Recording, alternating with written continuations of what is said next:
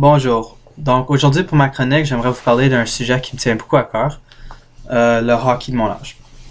En cette fin de saison excitante, tous les jeunes se préparent déjà pour la prochaine année de hockey et commencent déjà à s'inscrire pour essayer de faire une équipe l'an prochain. Malheureusement, la mauvaise tendance commence encore. C'est-à-dire, certains parents et certains dirigeants commencent déjà à faire des petits à côté pour assurer les places des jeunes dans des équipes. Personnellement, je joue au plus haut niveau de hockey possible à mon âge, le Major Midget AAA. Je joue pour l'équipe AAA des Sénateurs d'Ottawa. Cependant, tout au long de ma carrière, j'ai toujours resté pris dans ces politiques. Il y a eu beaucoup de travail à faire pour que je puisse sortir de ces politiques. Par contre, je veux vous engager sur une réflexion sur les décisions de certains parents et certaines associations de hockey mineur. Année après année, chaque personne qui s'implique au hockey, on entend et on constate le système d'évaluation à plusieurs failles et que certains parents tentent d'assurer la place à leurs enfants dans les niveaux plus élevés comme le AAA, le AA et même le A parfois. Qu'est-ce que ces parents réalisent pas, c'est qu'en faisant cela, leurs jeunes n'ont aucun plaisir à cause qu'ils sont d'un niveau plus bas et qu'ils jouent à un niveau plus haut qu'ils devraient être. Donc ça diminue leur confiance et risque de leur faire arrêter de jouer au hockey.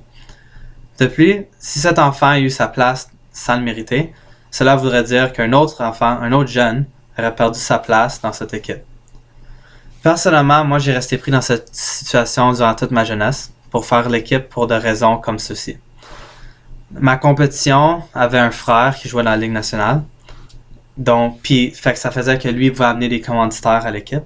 Donc c'était évidemment un choix très facile pour le coach. Il faisait juste choisir l'autre gardien parce qu'il amenait CCM Reebok pour l'équipe.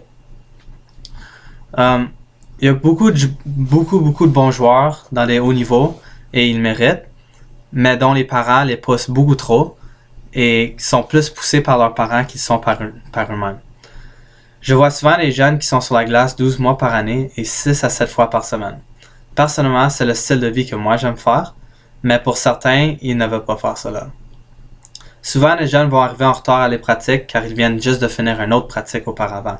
Ceci est fou, à part si le jeune demande vraiment c'est ça qu'il veut.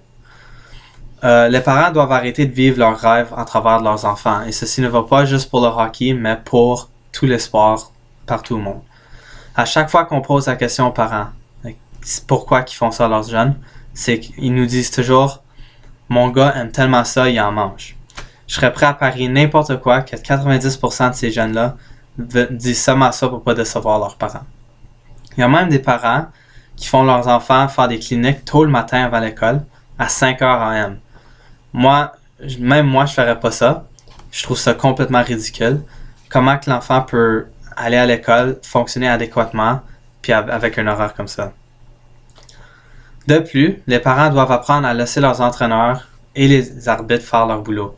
Soyez des spectateurs et non des personnes qui se causent des interactions dans des estrades. On devrait encourager au lieu de leur mettre une pression inutile sur les enfants. Souvent, on va voir les parents en train de crier à leurs jeunes à cause qu'ils ont une mauvaise game, ou ils vont crier après les arbitres à cause qu'ils ont fait des mauvais calls. Mais soyons honnêtes, les arbitres sont juste des humains puis c'est normal. Une autre chose, soyons honnêtes, même si la LNH est un rêve très possible, les chances que votre enfant fasse la Ligue nationale de hockey sont très minimes pour ne pas dire nulles. Il y a une trentaine de joueurs qui parviennent du Québec dans toute la LNH sur des milliers de joueurs. Les joueurs eux-mêmes doivent continuer à rêver pour y atteindre, mais leurs parents n'ont pas leur place à le faire pour eux. Sur cela, je vous souhaite une très bonne fin de saison à tous les joueurs de hockey de notre âge au Canada.